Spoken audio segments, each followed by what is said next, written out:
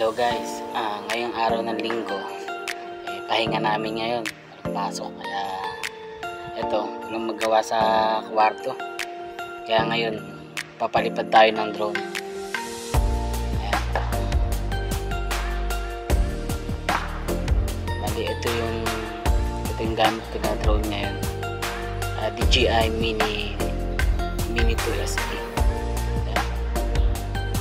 Maliit lang siya pero napakaganda ng gamitin, saka yung camera niya napakalinaw, saka ang kagandahan pa dito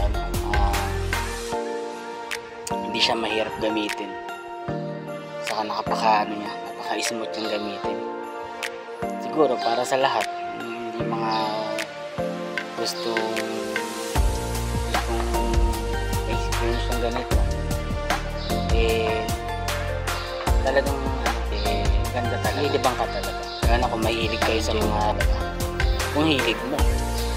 Kung tulad ko, hindi ko na tulad ko, lilibangan ko lang talaga yung ganito.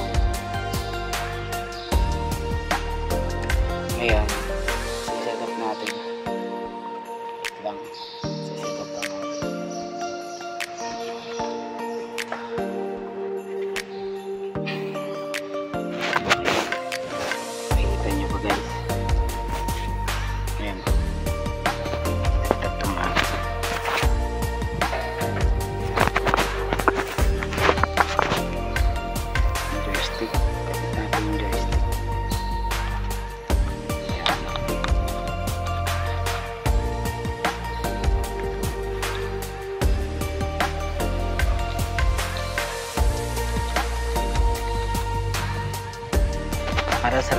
Para sa lahat ng first time lang, ngayon dapat nakano lang siya, cinema, just normal sport, pero cinema lang tayo kasi medyo beginner pa lang tayo sa ganito pagkakanto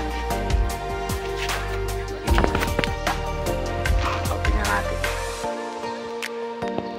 isang press saka isang long press, tapos long press. Yan, okay na. Tapos okay na siya. Try na natin. Ito naman ganun din. Press, tapos long press. Ayan. Gagalaw yan. Pag kumalaw na siya, okay na yan. Ayan. Punta tayo sa apps niya. Yan o. Ito nyo ba?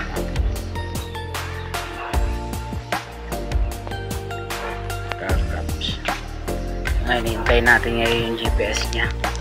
Bali, ito yung signal nya o. Hintayin mo lang muna home point update. Pag home point update, sabihin pwede na siyang lumipad. Safe na siyang lumipad pagka ganun.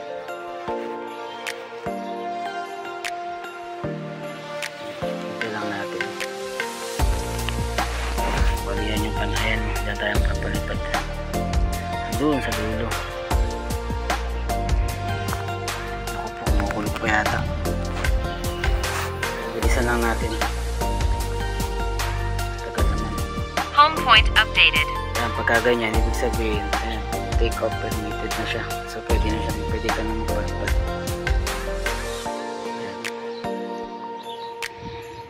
Ayan, tara, game take off na tayo. Saglit lang tayo, baka biglang umulan eh. Take off. Home point updated. Ayan, naka-home point na ito. Home point updated na siya. Yung signal, lakas ng signal. Pag ng mga ganyan, hindi ka magpalipad.